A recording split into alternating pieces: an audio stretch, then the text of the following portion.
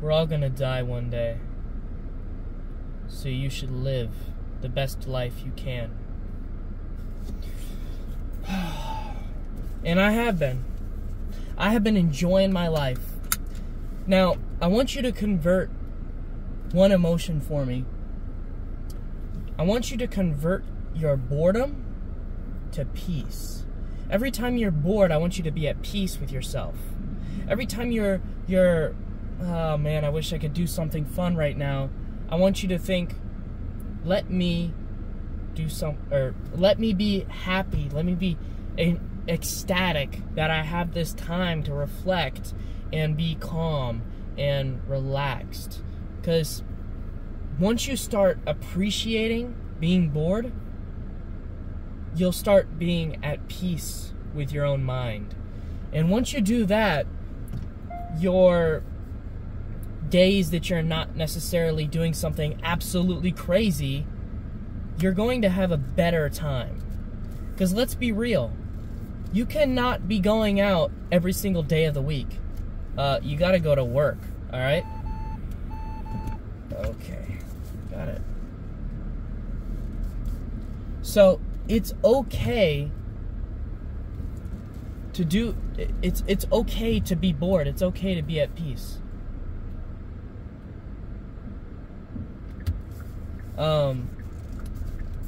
But how do we do that? You just gotta convert it. You just have to. You have to learn how to convert your thinking of the world. So when I talk in these videos, I'm very at peace. I may be excited, or about 80% of the time I'm very serious and calm and collected. It's why I don't make as many jokes in here as I could. I'm just trying to be as clear and concise as possible, and that requires me to be a little bit more serious. I do that at work, where I sneak in a joke here and there to be relatable and to be calm and collected and everything. But at the end of the day, you know, I try to be nice and relaxed for people. People get freaked out when you're all panicked and all over the place. Even if you mean well, if your mind is not 100% crystal clear, people just don't like that. People are off-put by that. People are, they'll push your buttons. They'll get all over you. They will throw you down on the floor and say, I need someone right now. I need your manager. When people see that they can walk all over you because you're already walking all over yourself, they'll even push you down even further. So stop trying to be so humble. Now don't get me wrong, there's times to be humble. I do it all the time. But have some respect for yourself and be humble in moderation. You need to be humble in moderation, and you need to talk to people in a way that is crystal clear. But what am I getting at here? Well, the whole phrase. I've been around death quite a bit in my life. Not directly, but indirectly, in work and in career and extracurricular. You know, at a church where I was helping out with funerals. You know, you start to have a relationship with it. You know, your understanding of it, your understanding of the afterlife. Now, 80% of me believes, man, I hope there's an afterlife. I hope that bad people go down and good people go up. Simple as that. And the other 20% says, even if there isn't an afterlife and it all fades to black, even if, either way, you either die, you go up to heaven, and the only thing you have to talk about in heaven is what you did here on earth. So you might as well have something to talk about. The good, the bad, the ugly, everything. Hopefully some fun stuff. And then, if you fade to black after death, you really want to appreciate your life as well. So either way, you need to appreciate your life, do well in your life. You should contribute to society. You should make people's day. You should make people laugh. You should make people happy around you as well as yourself. I suggest that you don't go around being hedonistic and being absolutely, just... I mean, anybody can be happy. You can go, you can get change from people, you can go to the liquor store and drink a bottle. Drink a bottle, grab some food, eat and drink all day long, chill out at the park.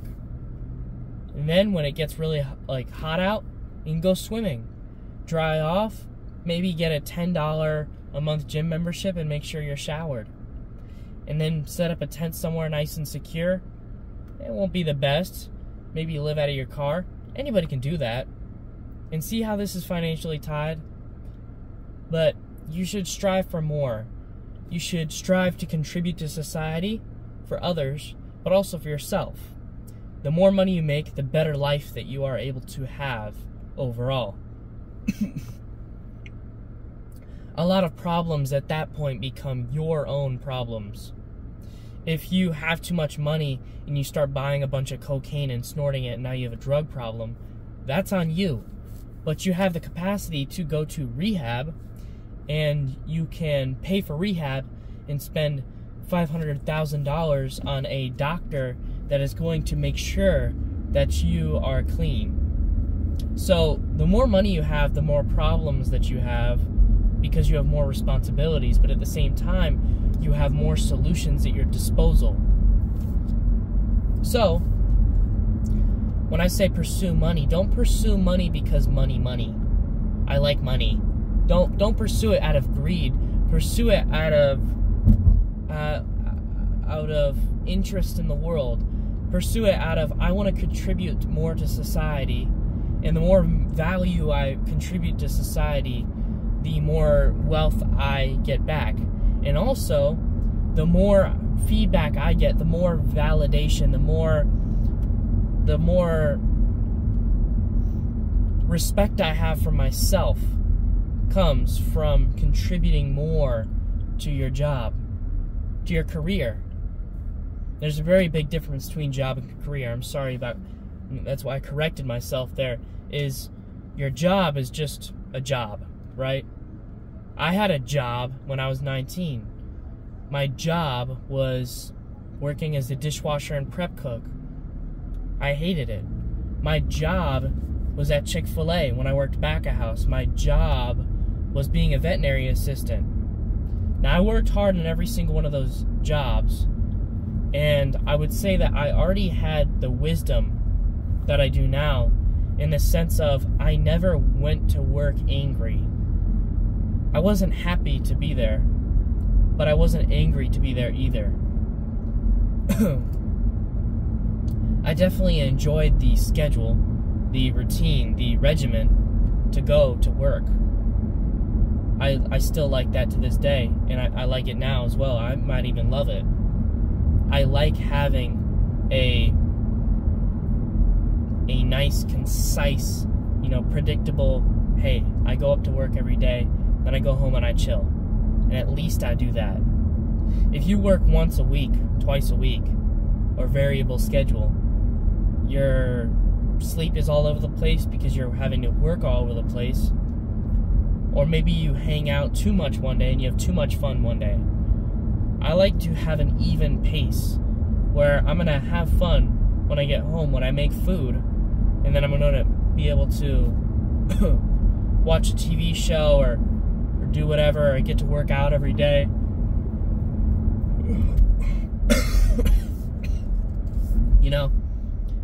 At work, I do my job, I contribute to society. I feel like I've had a productive day. Having a nice productive day in the sense of work and play is very valuable. Heck, if you're rich enough to go out to dinner every night after work, or every other night with your spouse, that is right there. That's how you have it made. You need to eat, and you should probably go to the gym every day at some point. You work 8 hours, and then you should go on date night with your spouse, and maybe go out with your friends on another night. And then on the weekends, you go and do something. Maybe you do a whole trip on the weekend, or maybe you just go to the beach or something. On Friday is boys' night.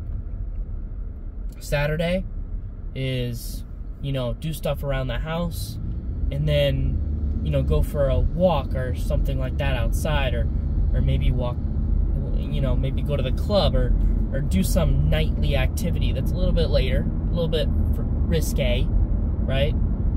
And then you've got, Sunday, you might go to church and then maybe go to the beach or something. See, these are things that we can do to fill out our weekend. You should schedule your fun. You should schedule it like it's your job. And once you start doing that, you'll start to... First of all, you won't feel like you just wasted your weekend.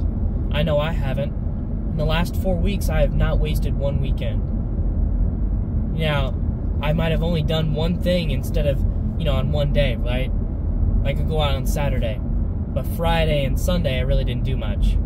However, this weekend is going to be good. I have to work Saturday morning, which means I can't go out Friday night.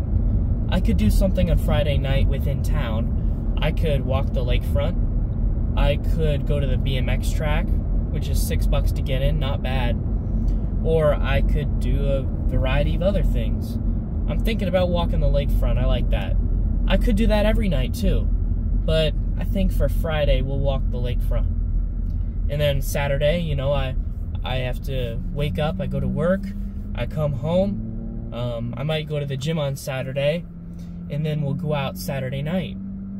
Then Sunday, day of recovery, I'm going to have to do 4 hours of sleep and then proceed to go to church and then eat dinner or lunch after church with my parents. And then after that, maybe you walk to the lakefront or walk somewhere close to my house, something like that. At 2 p.m., I don't really want to make the trip to the beach at that point, and then do homework within that time frame there. So, because everything's due on Sunday. So right there, that is my scheduled out weekend for you. So when you think about your life, you need to schedule out your fun. You need to schedule out your life and fill it with work, play, gym, diet, shopping, chores, all of it. Having a busy life cannot be stressful. It should be exhilarating. You should be appreciative that you have a full life with many things in your regimen. You're having a complete life. Things will be different on different days. You'll meet different people and different friends at the gym. You'll go out on different places on different nights. You'll have different things to do on different days. You just have to figure out what you're going to do. And it's okay if you do the same thing over and over again. At least it is something fun. When you get bored of it, try something else. Drive a little bit further. Drive 15 minutes instead of 10 minutes to do something fun. Maybe 30 minutes. Or maybe once a month, you drive an hour somewhere crazy. So we can do all of these things in our lives to fill out our lives. And it's important because I've seen people, remember, you can't just wait till retirement. The amount of things that you can do right now as a 30-year-old, 20-year-old, 18-year-old, you won't be able to do when you're 60. Now, here's what I can do when I'm 60 and retired. Hopefully, I make enough money that I can retire at 60, maybe 65. I will be decently healthy enough where I've got about 15 years left. In that span of 15 years, I'm going to have time to travel to every state. I won't be able to do physical activities as much, but I'll be able to tour around the states. And that's the other thing. And maybe I'll even go international. You can go on cruises as well. That'd be fun. But all the walking, all the extracurricular activities, all the skydiving things, all of the zip lines, all of those things you really can't do at 65 as well. You can do some small things, and you can be the coolest guy in church, but at the end of the day, you can't just do a lot of the stuff that you could do when you're 20. So I understand that there's a lot of things that I may miss out on if I don't get them done right now.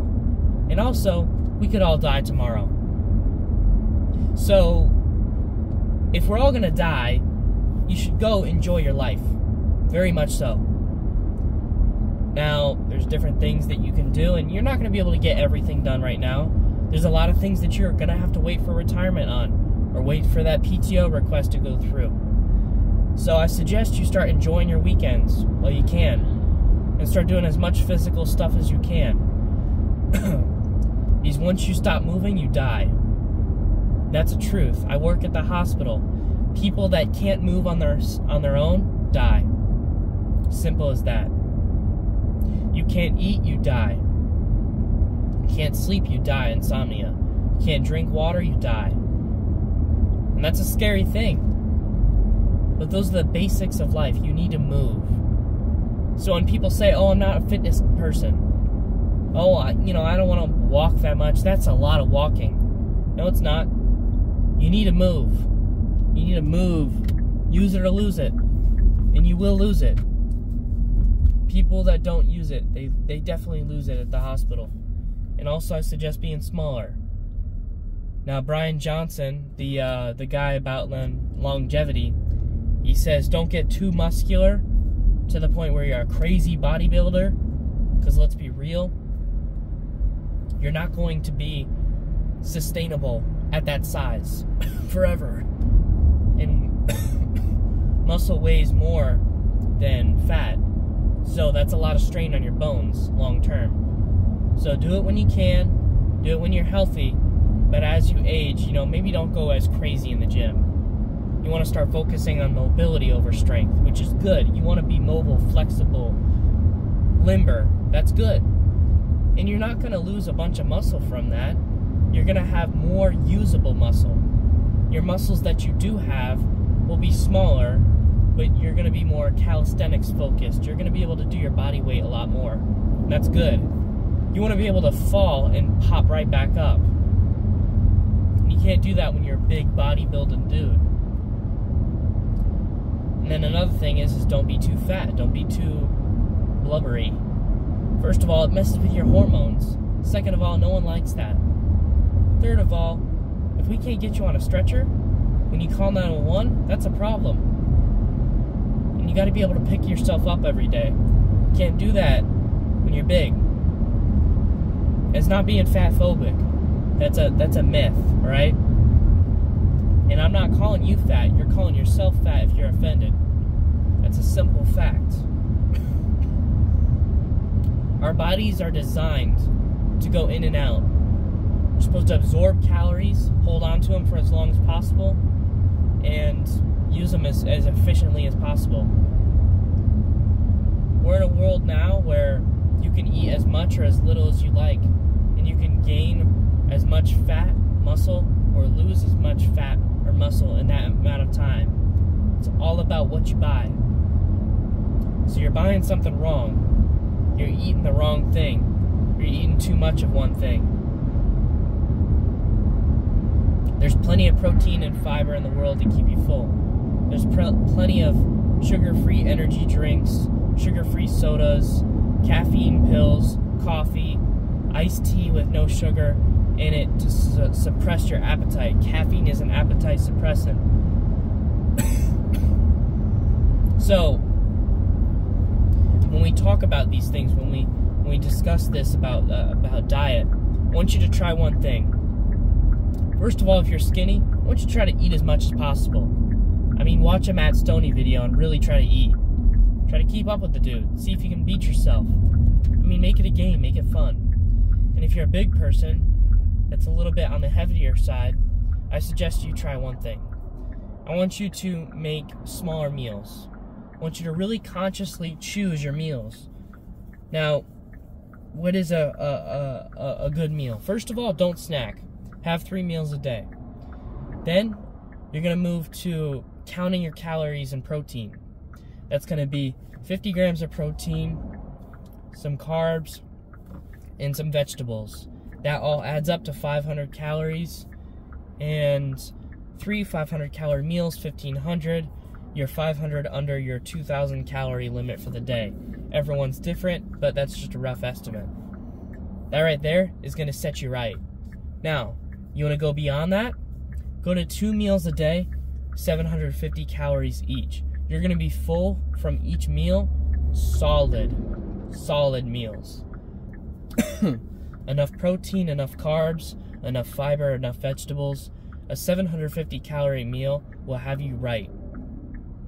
Then, maybe 1,000 to 1,500 calorie meal, a little bit dirtier, but do it all in one sitting and eat that much. 1 meal a day, 24-hour fast, that'll get you right. And then from there, if you want to go beyond that, pick one day out of the week where you skip a meal. So now you do 24-hour fast, OMAD diet, and then you skip 1 meal out of the week.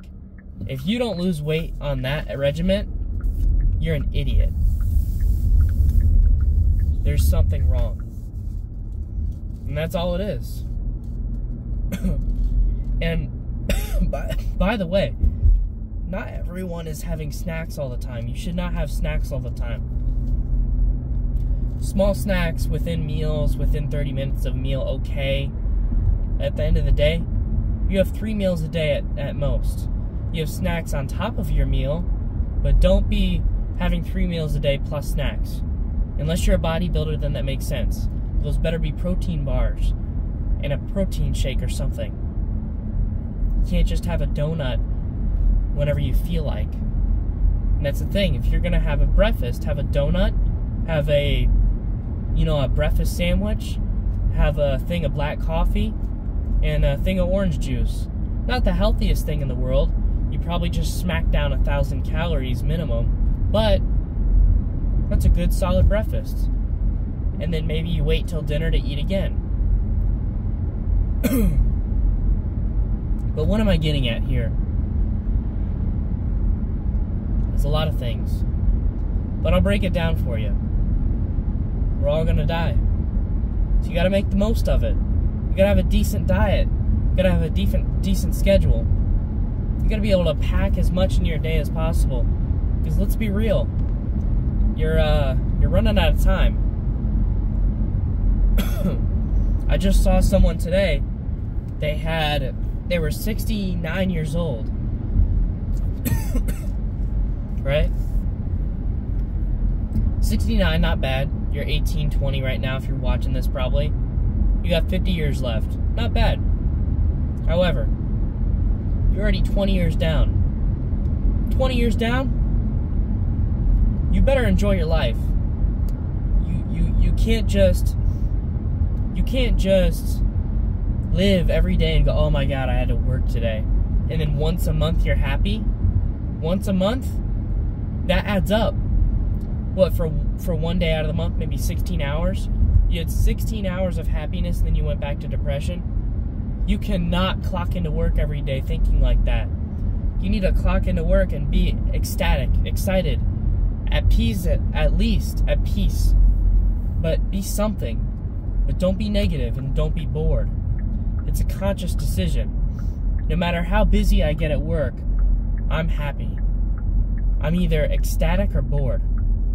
Or, neutral. You know what I mean? At peace. That's what's crazy.